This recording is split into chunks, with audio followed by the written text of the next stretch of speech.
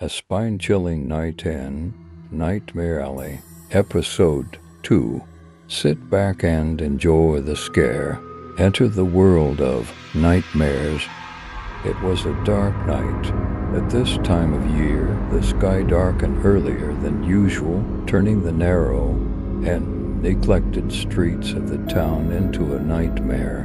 One of these streets, especially known by the townspeople as Nightmare Alley, was almost completely abandoned and left in disrepair. John, returning from work around midnight, decided to take this alley as a shortcut. As he approached the alley, a strange unease settled over him. Most of the street lights were not working, and the few that were cast a flickering light. The sound of the wind and the rustling of fallen leaves made the silence even more eerie. John quickened his pace. He wanted to get out of this alley as soon as possible. However, at that moment, he noticed the old and abandoned hospital building at the end of the alley. This building had long been the talk of the town.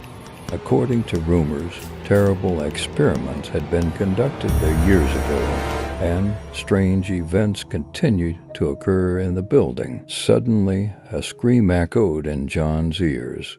When he turned in the direction of the sound, he saw a faint light seeping from a window of the hospital building. Succumbing to his curiosity, John began to move toward the building.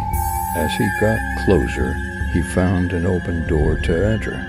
With his heart pounding, he stepped inside. The inside was even more frightening than the outside. There were old and faded bloodstains on the walls.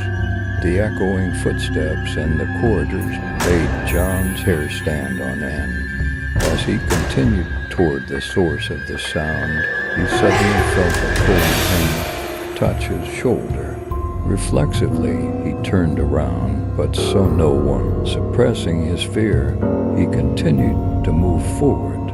A few minutes later, he arrived at the door of a dimly lit room. He could hear wheezing and whispers coming from inside. John gently pushed the door open and entered. In the middle of the room was an old operating table surrounded by strange instruments. On the table lay a figure covered with a white sheet. John slowly lifted the sheet. The sight he saw filled him with horror. Lying on the table was the corpse of a woman he didn't recognize. Her eyes were open and staring fixedly at a point. John quickly backed away, and at that moment the door slammed shut. The laughter that followed the closing door heightened John's fear. He ran to the door, but it was locked. He was trapped inside. The laughter grew closer and closer. John, cornered in the room, closed his eyes. After a while, a pair of cold hands wrapped around John's neck. Struggling to breathe, the last thing John saw was a dark figure standing in the corner of the room, watching him. The next day, the police found John's corpse in the hospital building. The body was frozen in fear, eyes open, staring at the same fixed point.